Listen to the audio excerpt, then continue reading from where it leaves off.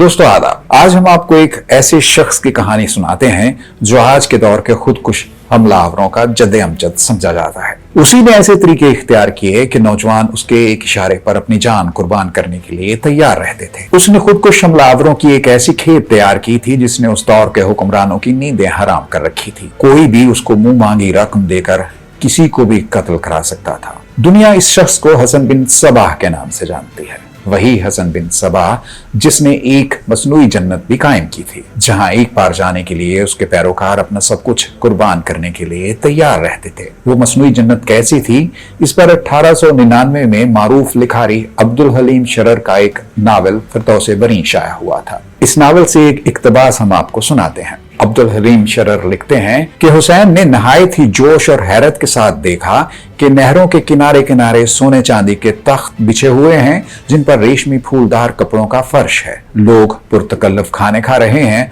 और तलाई गांव तकियों से पीठ लगाए दिलफरेब और होशरुबा कमसिन लड़कियों को पहलू में लिए बैठे और जन्नत की बेफिक्रियों से लुत्फ उठा रहे हैं। खूबसूरत आफते रोजगार लड़के कहीं तो सामने दस्त बस्ता खड़े हैं और कहीं नहायत ही नजाकत और दिलफरेब हरकतों से साकी गिरी करते नजर आते हैं। शराब के दौर चल रहे हैं और गजक के लिए सुधाए या कुदरत के सिखाए हुए तयूर फलदार दरख्तों से फल तोड़ तोड़ के लाते हैं और उनके सामने रख के उड़ जाते हैं। इस नावल को मगरब में भी बहुत पजीराई मिली थी, जिसका अंग्रेजी में तर्जुमा भी किया गया और 2016 में यूरोप के कई शहरों में इस नावल पर मबनी ड्रामे दिखाए गए जिन्हें ज़ौक़ और शौक से देखा गया। अब्दुल हलीम शरर का ये नावल तारीख के एक ऐसे किरदार हसन बिन सबाह की मसनूई जन्नत के तनाजुर में लिखा गया था जिसे खुदकुश हमलावरों का जद्दे अमजद समझा जाता है। तारीखी हवालों से साबित होता है कि हसन बिन सबाह ने ये मसनूई जन्नत 12वीं सदी के लगभग ईरान के इलाके किला रोदबार में कायम की थी। इस जन्नत में ले जाने का लालच देकर हसन बिन सबाह नौजवानों को उन हुक्मरानों और शख्सियात को कत्ल करने के लिए भेजता था जिनके कत्ल की एवज उसे भारी रकम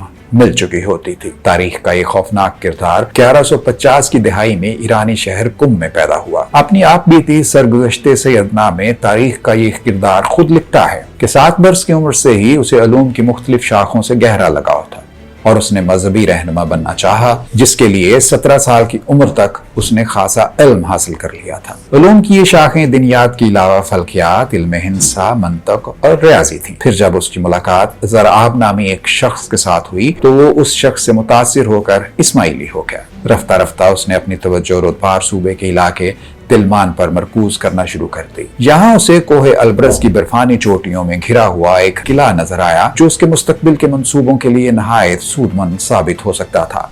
ये किला उल मौत था।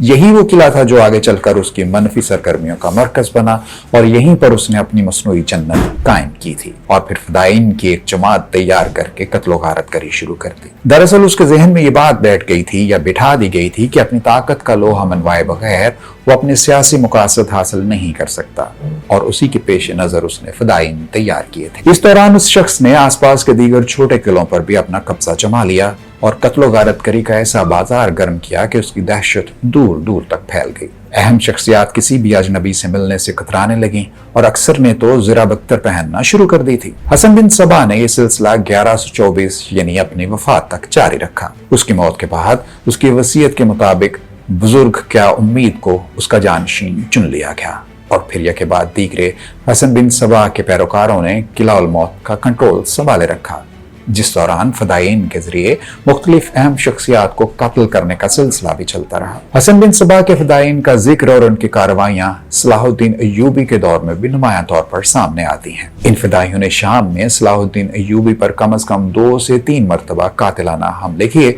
जिनका मकसद सलाहुद्दीन अय्यूबी की बढ़ती हुई ताकत को रोकना था। एक मशहूर वाकया है कि एक फिदाई सलाहुद्दीन अय्यूबी के खेमे तक पहुंचने में कामयाब भी हो गया था, लेकिन वो अपने मकसद में नाकाम रहा। फदाइन के मराकज और उनके पहाड़ी किलों के खिलाफ सख्त फौजी कार्रवाइयां की। इन कार्रवाइयों के नतीजे में फदाइन को नुकसान तो पहुंचा, लेकिन मुकम्मल तौर पर उनका खात्मा ना हो सका। तारीखी हवालों के मुताबिक ये फदाई अक्सर सलीबियों के इशारे पर मुसलमान हुक्मरानों बिशमूल सलाहुद्दीन अय्यूबी पर भी हमले करते थे। सलाहुद्दीन अय्यूबी के दौर में किला उल मौत का सरबराह शेख सन्नान नामी शख्स था, जिसकी सरपरस्ती में यह सब कुछ होता रहा। यह सिलसिला 1256 तक जारी रहा और फिर एक दिन वो आया कि जब 15 दिसंबर 1256 को हलाकू खान की फौज ने ये किला फतह करके किले में बहुत तबाही मचाई और यूं फारस में इस गिरोह की अस्करी और सियासी मौजूदगी खत्म कर दी। मुहक्किकीन और मौरखीन की एक बड़ी तादाद हसन बिन सबा और उसके किला उल मौत के फदाइन को दौरे हाजिर के खुदकुश हमला आवरों का इब्तदाई नजरियाती और अमली जद अमजद करार देती है। वो इस तनाजुर में कि सबसे पहले हसन बिन सबा ने ही सियासी और नजरियाती अहदाफ के लिए अपनी जान कुर्बान करने वाले फदाइन का एक मुनज़्ज़म नेटवर्क कायम किया था। हसन बिन सबा ने टारगेट किलिंग के लिए ऐसे नौजवान तैयार किए जो अपनी जान की परवाह किए बगैर हदफ को निशाना बनाते और अक्सर खुद भी मारे जाते थे। इन फिदाइन को जन्नत का लालच देकर और इंतहाई सख्त ज़हनी तरबियत के जरिए मौत के खौफ से आज़ाद कर दिया जाता था, जिसके बायस वो खुदकुश मिशन को भी एक मुकद्दस मिशन समझते थे।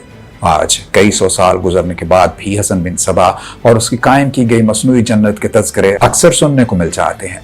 हकीकत ये भी है कि हसन बिन सबा और उसके पेशरों ने फदाइन को तैयार करने के लिए अपने मजहबी नजरियात का भी भरपूर इस्तेमाल किया था, क्योंकि वो जानते थे कि मजहब के नाम पर लोग जल्दी कोई कुर्बानी देने के लिए तैयार हो जाते हैं।